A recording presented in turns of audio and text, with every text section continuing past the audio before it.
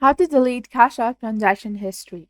Hello and welcome back to our channel. In this video presentation, we're going to discuss about how can you delete your Cash App transaction history. So your transactions are not something all of your friends and family members can see.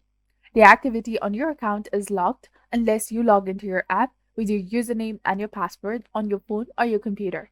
If you still want to remove the transactions from your phone or the website, you need to close your account.